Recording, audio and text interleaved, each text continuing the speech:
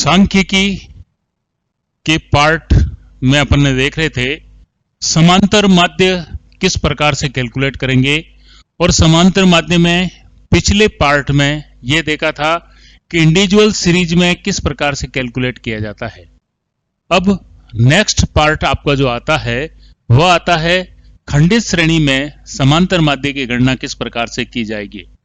जिस तरीके से व्यक्तिगत श्रेणी में फॉर्मूला जो अपन ने लिखा था वैसा के वैसा फॉर्मूला डिस्क्रीट सीरीज में भी होगा, अर्थात व्यक्तिगत श्रेणी के फॉर्मूले और डिस्क्रीट सीरीज के फॉर्मूले में किसी प्रकार का कोई अंतर नहीं है।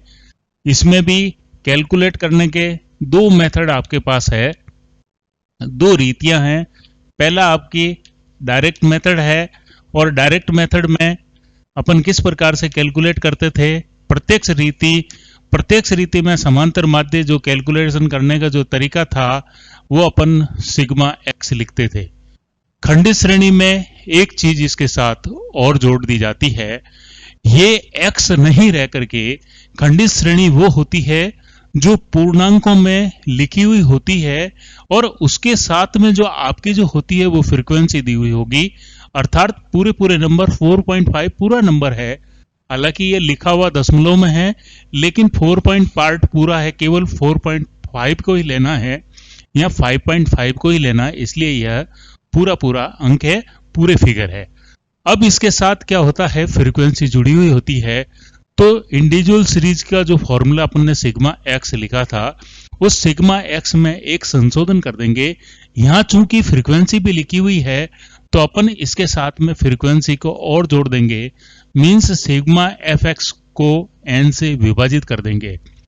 तो अपने पास यदि स्टेप्स देखा जाए, एक्स दिया हुआ है, एफ दिया हुआ है, अगला जो कॉलम आपका जो बनेगा अर्थात इसका जो स्टेप्स होगा वह एफ एक्स को मल्टीप्लाई कर देंगे, और उसके बाद में आपका सिग्मा यानी इस कॉलम को जोड़ देंगे, और एन जो इंडिविजुअल सीरीज होती है उसमें नंबर ऑफ आइटम्स होते हैं, जबकि यहाँ डिस्क्रीट सीरीज और सतत श्रेणी में यह पदों की संख्या कहलाती है, यानी आवर्तियों का जो योग होगा उसको अपन फ्रीक्वेंसी कहेंगे। तो अपन यदि इस फॉर्मूले के द्वारा देखें, अब स्टेप्स की बात है तो स्टेप्स में आपकी फ्रीक्वेंसी हो गई, एक्स हो गया, एफ एक्स वाला कॉलम में एफ और एक्स को मल्टीप्लाई कर दिया और उसके बाद इस कॉलम का योग कर लीजिए, यही आपका फॉर्मूला होगा। दूसरा जो फॉर्मूला आपका जो निकल करके आएगा वह होगा आपका शॉर्टकट मेथड। अब शॉर्टकट मेथड में अपन किस प्रकार से लिखेंगे, अर्थात लघु रीति में किस प्रकार से लिखेंगे, x bar is equal to a plus sigma f d x बटेवा एन। मीन्स अपन ने डी एक्स कैलकुलेट कर दिया, और डी एक्स हमेशा कैसे कैलकुलेट करेंगे, एक्स लिया हुआ है, डी एक्स का मतलब आप इसको देखिए, डी एक्स लिखा हुआ है और डी यानी डेविएशन विचलन ले रहे हैं, और जो विचलन लेने के बाद एफ यानी इसको फ्रीक्वेंसी से मल्टीप्लाई कर देंगे और जो आपका एफ डी एक्स हो जाएगा, और उस एफ डी एक्स को यदि अपन कॉलम को जोड़ लेते हैं तो जो कॉलम आपका जो बनेगा वह आपका सिग्मा एफ डी एक्स बन जाएगा। तो इस प्रकार से इस फॉर्मूले के द्वारा अपन शॉर्टकट मेथड के द्वारा समांतर माध्य की गणना अपन कर सकते हैं। तो अपने पास दो मेथड है कैलकुलेट करने के, एक मेथड आपका डायरेक्ट मेथड कहलाएगा, दूसरा आपका शॉर्टकट मेथड कहलाएगा। इसमें सिग्मा एफ एक्स को एन से विभाजित कर दिया जाएगा, और इसमें जो कल्पित माध्य अपन ने लिया है, और डी एक्स मीन्स कल्पित माध्य से लिए गए विचलन है, इनका आप योग कर दीजिए तो आपका सिग्मा एफ डी एक्स आ जाएगा, और इस प्रकार से अपन इसको हल करेंगे यानी फॉर्मूले में लिखेंगे। अब अपने पास एक प्रश्न दिया हुआ है, जिस प्रश्न में यह लिखा हुआ है कि इसमें मजदूरी आपको दी हुई है और एवरेज मजदूरी आप कैलकुलेट कर लीजिए। आपके पास फ्रीक्वेंसी दे रखी है, तो इस फ्रीक्वेंसी और एक्स के द्वारा अपने को पहले अपन डायरेक्ट मेथड से करेंगे, फिर अपन शॉर्टकट मेथड से करेंगे।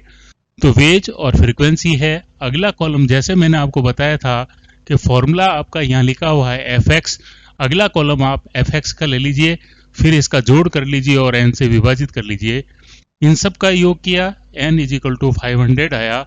अब आप इसको और इसको मल्टीप्लाई करके यहाँ लिख लें, इसको मल्टीप्लाई करके यहाँ लिख लीजिए, इसको और इसको मल्टीप्लाई करके यहाँ लिख लीजिए, इसको मल्टीप्लाई करके यहाँ लिख लीजिए, इन दोनों को मल्टीप्लाई करके यहाँ लिख लीजिए और इस पूरे कॉलम को वापस लिख लीजिए मल्टीप्लाई करके। तो इसको अपन लिखते हैं।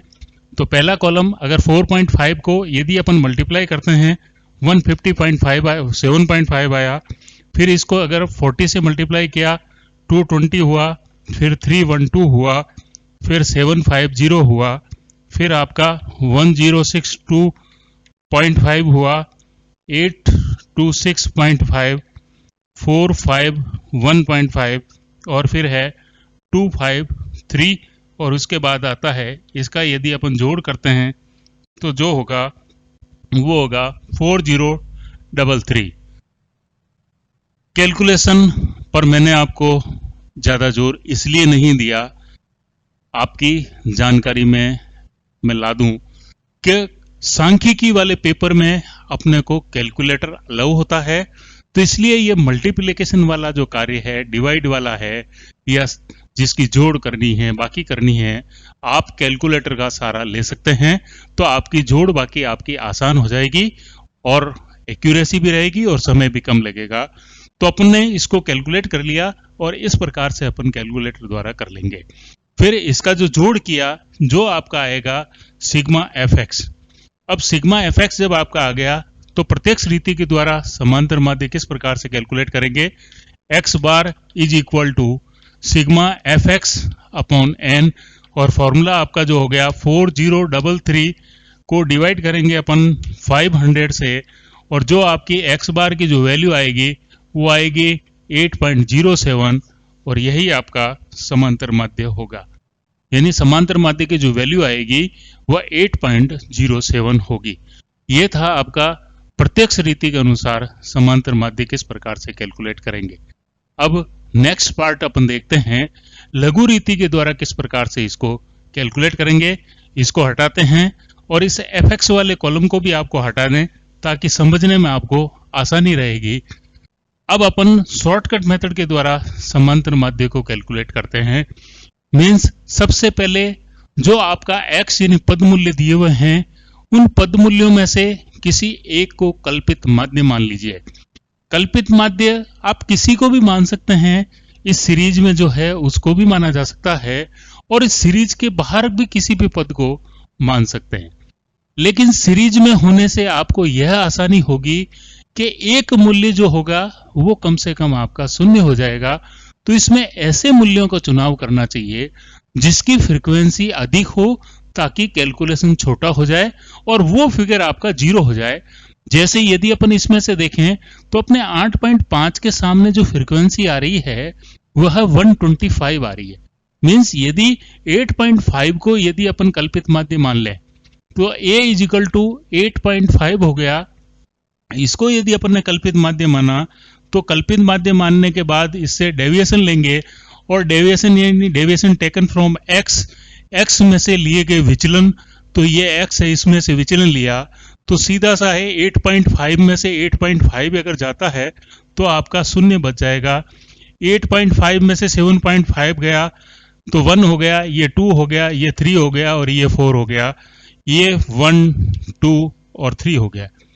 देखिए शॉर्टकट मेथड आपका कितना आसान है, ये आपकी कैलकुलेशन होगी।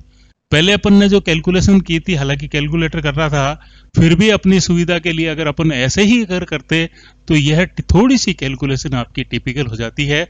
अब आपको इससे कैलकुलेट नहीं करके डी और एफ और डी एक्स वाले कॉलम को अपने को मल्टीप्लाई करना है, तो अगला कॉलम आपका एफ डी एक्स होगा और अपन इसको इजीली वैसे ही कैलकुलेट कर सकते हैं जिसके लिए कैलकुलेटर की ज्यादा आवश्यकता नहीं होगी। 140 हो गया, फिर 120 माइनस के और 96 माइनस के 100, 0, 87, 86 और 66। देखिए इसके साथ जो चिन्ह है वो इसी के साथ चलेंगे। हमेशा माइनस और प्लस के चिन्हों का ध्यान रखना पड़ेगा और जब अपन ध्यान रखेंगे तभी अपना सही होगा, अन्यथा गलत हो जाएगा। माइनस माइनस को अलग जोड़ लीजिए, प्लस प्लस को अलग जोड़ लीजिए, तो प्लस के जो आपके आए 239 आया और माइनस के जो आए वो 456 आया, और इसका जो आंसर जो हुआ वह हुआ माइनस का 217। ये होंगे सिग्मा एफ डी एक्स, अर्थात इसका जो जोड़ आया वो आया माइनस के 217। जब ये टेबल अपनी हो जाती है उसके बाद अपन फॉर्मूले में इसको रखेंगे, और फॉर्मूले में अपन किस प्रकार से रखेंगे उसको देखते हैं। आपका फॉर्मूला जो मैंने आपको बताया था उस फॉर्मूले को लागू कर लीजिए। Means x bar is equal to a plus sigma f d x बटेवा एन। ए जो अपन ने कल्पित माध्य या माइनस बार निकाल लिया था, आप उसको वापस प्लस कर दीजिए 8.5 प्लस, और अब यहाँ माइनस के 217 में यदि अपन 500 से इसको डिवाइड कर लेते हैं तो आपका जो आंसर आएगा 8.5 माइनस, और इसको अगर अपन कैलकुलेट करेंगे तो आपका आएगा 0.434। मीन्स आंसर अगर माइनस करके आएंगे 0.666 करके आ जाएंगे। इसको अपन 8.07 लिख सकते हैं, और यही आपका एक्स बार आएगा। आप कोई से भी फॉर्मूले से इसकी कैलकुलेशन कर लीजिए, आपका जो आंसर होगा वह आपका इक्वल होगा, अर्थात जो आंसर आएगा वह एक समान आएगा, चाहे डायरेक्ट मेथड से करें या फिर शॉर्टकट मेथड से। धन्यवाद। नेक्स्ट अपन अगले वीडियो में देखेंगे।